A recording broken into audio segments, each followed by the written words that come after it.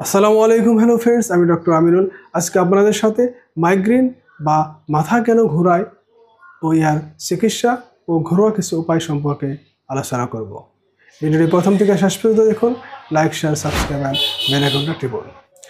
Migraine কেবল একটি মাথা ব্যথা নয়, এটি একটি নিউরোলজিক্যাল ডিসঅর্ডার। প্রায় 70% এটা জেনেটিক কারণে হয়। যদি আপনার মা বাবার থাকে, এটার ঝুঁকিটা বেড়ে যায়।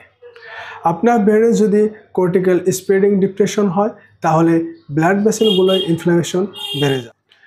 আর সিজিআরপি এক জিন সম্পর্কিত প্রোটিন নামক একটা কেমিক্যালের জন্য আপনার মাথায় ধুকধুক করে ব্যথা করে।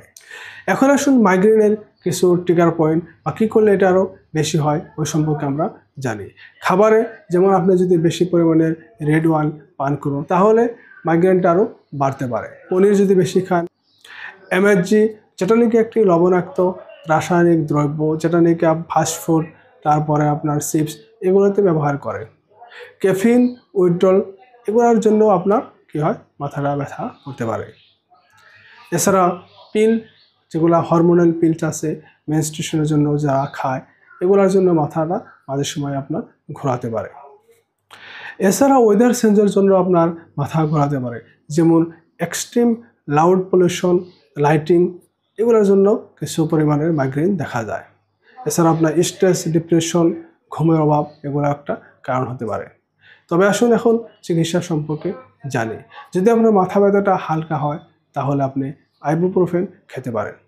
যদি এটা আপনার কিছু বেশি পরিমাণের হয়, তাহলে আপনি আইবুপ্রোফেনের সাথে আপনি টিপটিন বা সামারটিপটিন আপনি খেতে পারেন। যদি বমির ভাব হয়, মেটোক্লোপ্রোমাইড বা আপনি আদা খেতে পারেন। এটা আপনার বমির ভাবটা কমিয়ে দেবে। তবে যদি হঠাৎ ভয়ঙ্কর ব্যথা হয় আর আপনার চোখে কম দেখেন, শরীরটা দুর্বল লাগে, তবে আপনি তুরন্ত হাসপাতালে চলে যান। এখন আসুন আপনি ঘরে কি করতে পারেন। আপনি একটা অন্ধকার সাইলেন্ট একটা রুমে আপনি শুয়ে পড়েন। আপনার মাথায়, কপালে আপনি ঠান্ডা সেঁক নিন। আপনি 1 গ্লাস জলের সাথে আপনি 1 চিমটি লবণ মিক্স করে খান, আদা চা খান, আর আপনি পুদিনার রস বা পুদিনার তেল আপনি মাথায় মাসাজ করুন।